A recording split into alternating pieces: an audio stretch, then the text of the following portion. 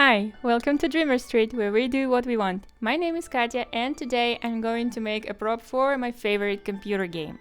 Beyond Good and Evil is one of my favorite computer games, not just because it has amazing plot, some plot twist, brilliant music, I love the sounds and I love the characters, but also because Beyond Good and Evil was my first computer game to ever play. I had it for my PlayStation 2 and I had it for my desktop. To begin this project, we will start with looking at the game itself.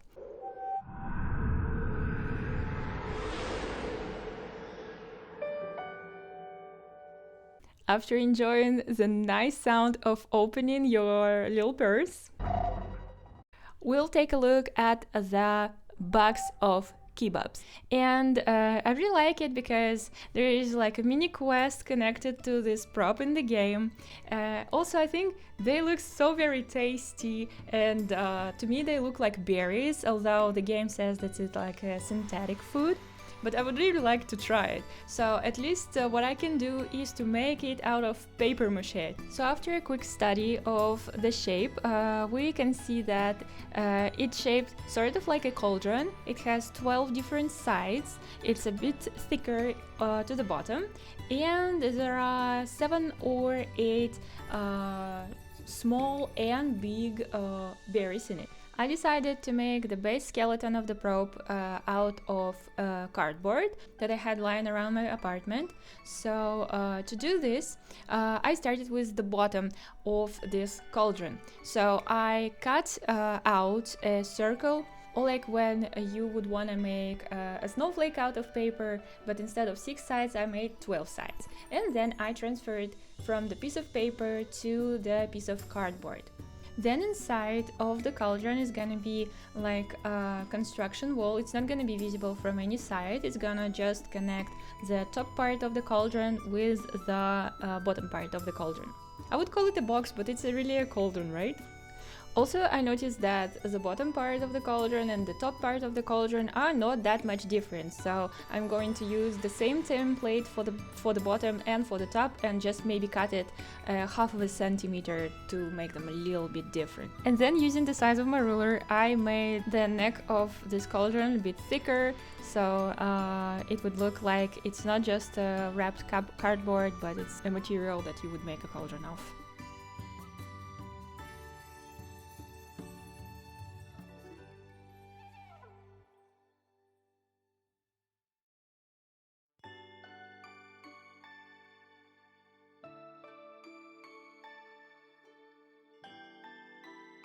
And then it was the time to connect the top and the bottom and put the sides of the cauldron. For this I took 12 strips of cardboard, bended them different directions on the top and on the bottom to shape like a Z shape with cardboard, and I glued them to the sides of the bottom and the neck.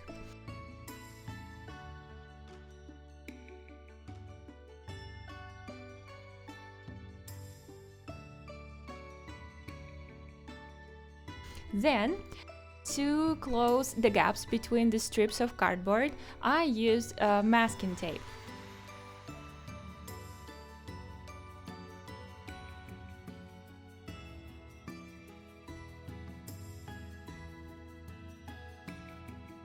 Now, looking back at the project, I can honestly say that I wish I could use not the masking tape, but a duct tape instead, of some kind of waterproof tape, because when I applied the first coat of paper mache on the masking tape, it got like a little bit wet and it got wrinkly, which is okay for this project, but if you want to have something really smooth, it's not the best. Although I'm not sure if paper mache would stick to the duct tape. To make berries, I crumbled up a sheet of paper, stick it together with some masking tape because it kept opening. and then I went over it with aluminum foil. To make a small berry, I used one piece of paper, and to make bigger berries, I used 2 pieces of paper, one on top of the other. The process of making berries was really nice, but when I tried to roll them to the table to make them like smoother and more round, I also smoothed up the palms of my hands a little bit. After all the surfaces were done, it was time to slap paper mache on it. So when I think of paper mache, what I imagine is like pieces of newspaper covered in glue on top of one another.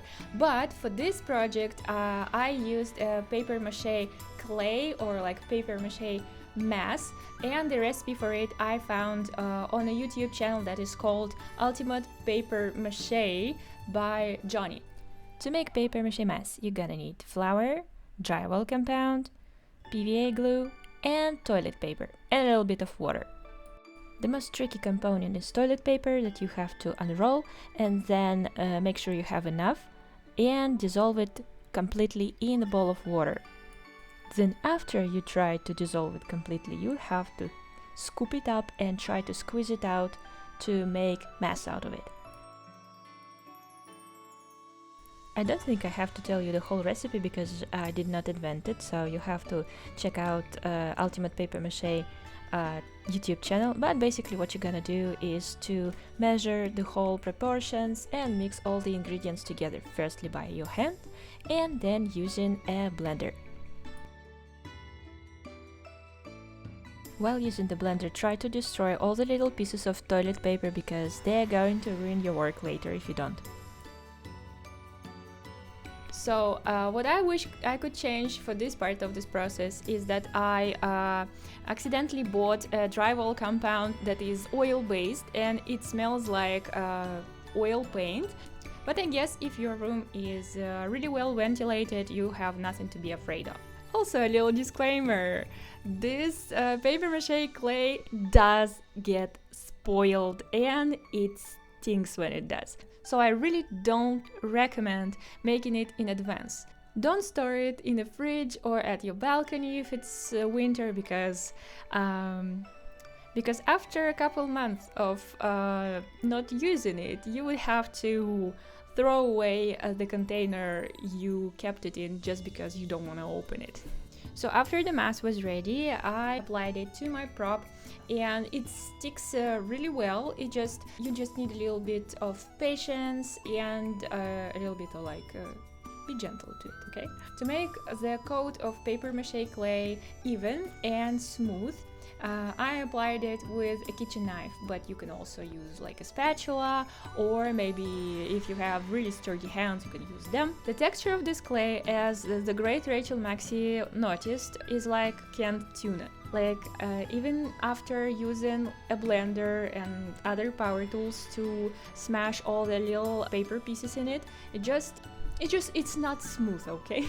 After applying paper mache mass to one side of the project, you would have to wait for it to dry. If you want to turn it around, put the object on that side and cover the other side with paper mache clay, it gets dry for about, I would say, 8 hours. So it's one sad working day in the office and you're good to go for the second coat or the other side.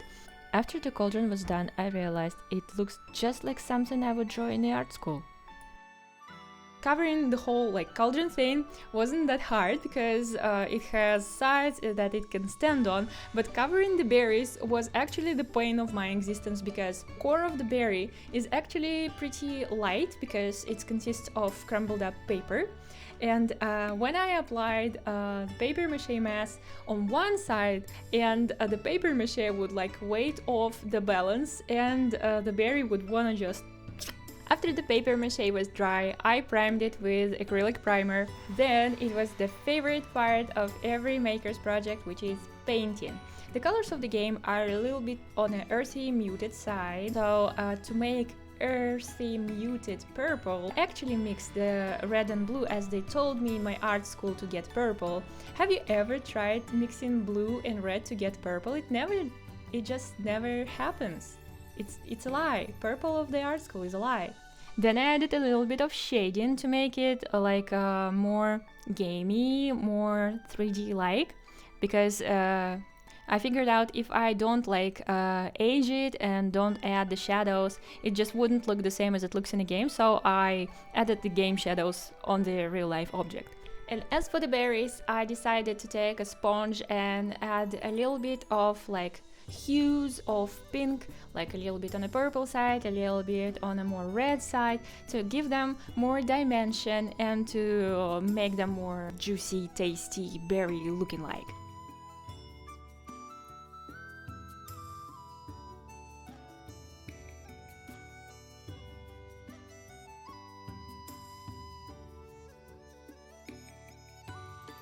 And after a few finishing touches, I am ready to show you a cool thing I made a year and a half ago.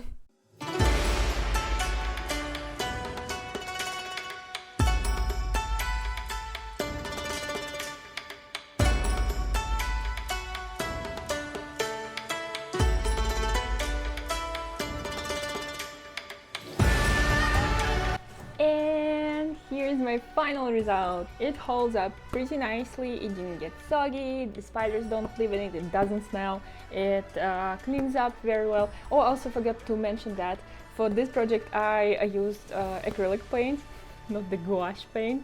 The downside of this project is that I made it way too big, and as I realized in the game, it has to be like half of the size, but I don't mind actually. So this is it, guys. Thank you for watching, and I have written the outro for you. Let me quickly look it up in my Google document, because I didn't learn it by heart. Okay guys, and this is it for this video. It's been a blast to hang out with you. Don't look there, wait a second. And that's it. Okay, I control myself. And that is it for this video. It's been a blast to hang out with you. Subscribe to stay tuned, please comment and like my videos, and I'll catch you up next Monday or the Monday after next Monday. We'll see how much free time I have. And until then, remember to do what you want sometimes, even if it's a silly, unpractical little art project. And I'll see you around. Bye!